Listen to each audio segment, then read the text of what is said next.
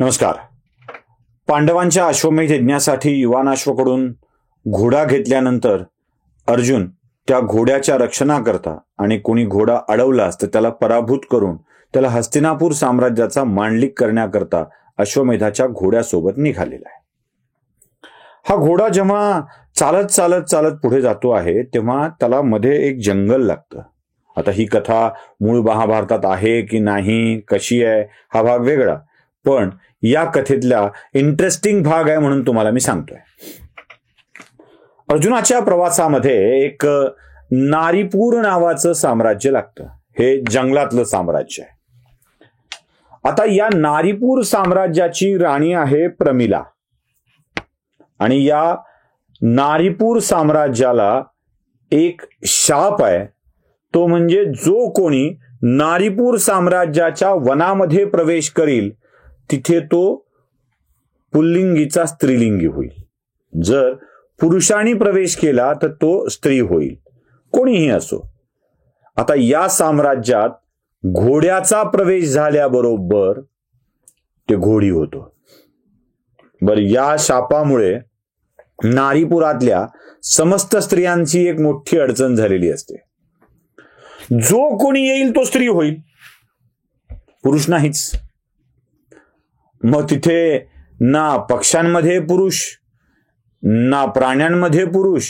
असेल तर सिंह नाहीच, असेल तर घोडा नाहीच, कोणताही प्राणी स्त्रीलिंगी. त्यामुळे त्या राज्यामधल्या स्त्रियांचे विवाह होणं अवघड झालं होतं. बाहेर गेला की मग पुरुष होणार असं ते होतं. विवाह होणं अवघड झालं होतं आणि या साम्राज्यात राहिलेला माणूस स्त्री बनून राहील हे माहीत असताना त्या राज्याची राणी प्रमिला तिथे आलेल्या घोड्यासोबत आलेल्या व्यक्तींकडून एक निरोप अर्जुनाला देते.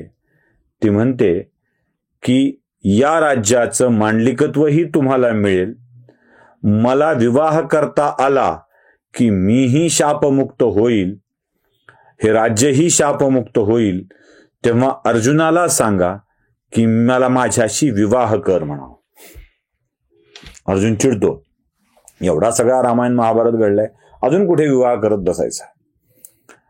पण यातून बाहेर पडणे आणि पलीकडे जाणे हे आवश्यक असल्यामुळे अर्जुन प्रमिलेसोबतच्या विवाहाला तयार होतो. तडजोडी, अशा तडजोडी करावी बघा. जग जिंकायचं असेल, संपूर्ण भारतवर्षावर राज्य करायचं असेल तर काय काय तडजोडी कराव्या लागतात.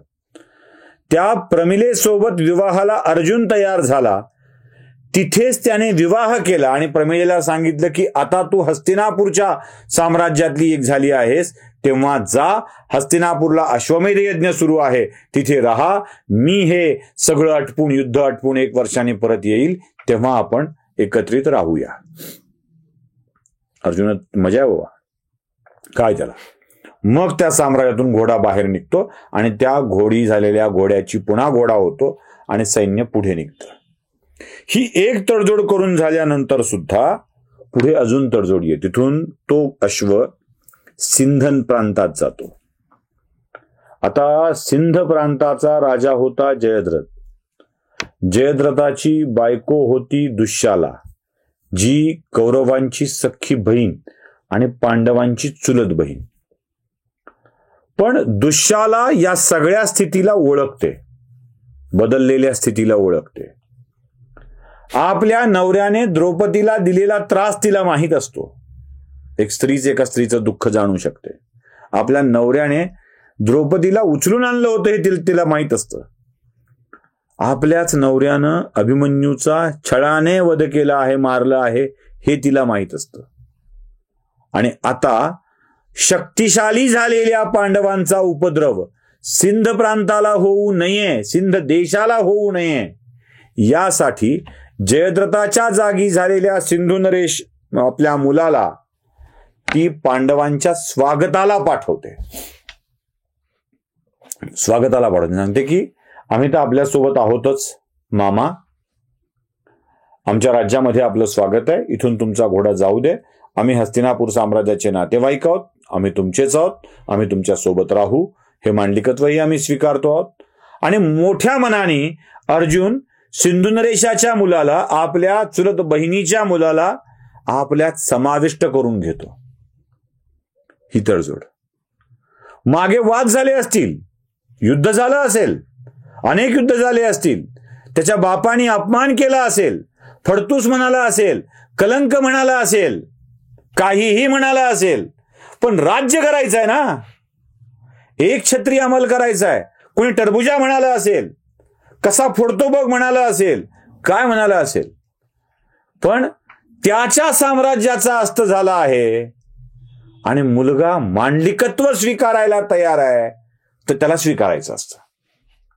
कारण या एका युद्धात छोटी छोटी लड़ाइयों में ताकत क्यों गंवाना यार, छोटी छोटी लड़ाइयों में नसते विसरायची.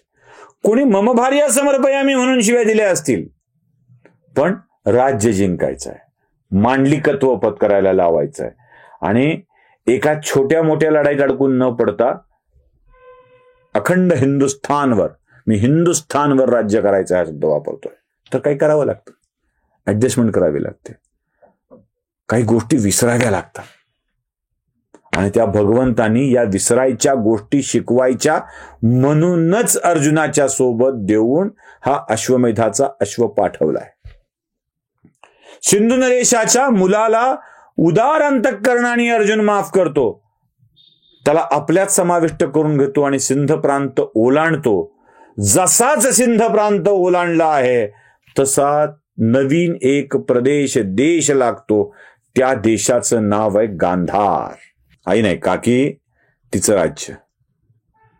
ज्या काकीच्या भावानी, चुलत मामानी संपूर्ण राज्य संपवलं, पांडवांना देशोधडीला लावलं, बायकोचा अपमान केला, वस्त्राला हात घालायला लावला, राज्य हिसकावून घेतलं, त्या शकुनीचं राज्य. अर्जुनाचे तर किती बाहू फुरफुरत असतील. आता त्या शकुनीला नकुल सहदेवानी त्या युद्धात पाणी पाजलं होतं, आता जायचं आणि शकुनीचं राज्यच संपवून टाकायचं, हे अर्जुनाच्या मनामध्ये असेल की नाही? ज्या क्षणी सिंध प्रांताला ओलांडून गांधार देशामध्ये प्रवेश होतो, त्या क्षणी शकुनीचा मुलगा परिस्थिती ओळखतो, लगेच प्रेस कॉन्फरन्स घेऊन टाकतो तिथे लगेच आणि सांगून टाकतो की आपल्याला काही यांच्यासोबत वैर नाही, ते माझे मामाच आहे, ते माझ्या मामाच पडतील, म्हणजे माझ्या मामाच्या घरचे आहेत, माझ्या आत्याच्या घरचे आहेत, माफ करा, माझ्या आत्याच्या घरचे आहेत आणि आत्याच्या घरच्या माणसांशी मला काही वैर करायचं नाहीये. आणि तो शांती संदेश पाठवतो, नाही या आपलं वैर असेल, तुम्ही माझ्या वडिलांशी पंगा घेतला असेल, माझ्या वडिलांनी तुमच्याशी पंगा घेतला असेल, पण मला काही फारसं यात पडायचं नाहीये, मी तुमचं मांडलिकत्व स्वीकारायला तयार आहे. अखंड भारतवर्ष काय होता बघा, अफगाणिस्तानचं गांधार, अफगाणिस्तानचं गांधार. आणि त्या गांधार नरेश शकुनीचा मुलगा सुद्धा हस्तिनापूर साम्राज्याचा मांडलिक व्हायला तयार होतो. आणि अर्जुन मग परतीच्या प्रवासाला सुरुवात करतो, समुद्रमार्गानेही तो येतो आहे. आणि अशा परतीच्या प्रवासामध्ये आल्यावर आता अश्वमेधाचा यज्ञ होईल आणि चक्रवर्ती सम्राट युधिष्ठिर होईल अशी स्थिती असते. या सगळ्या परतीच्या प्रवासात सुद्धा काही गमती जमती घडतायत. पुढे काय होत आहे हे बघूया पुढच्या भागामध्ये. नमस्कार.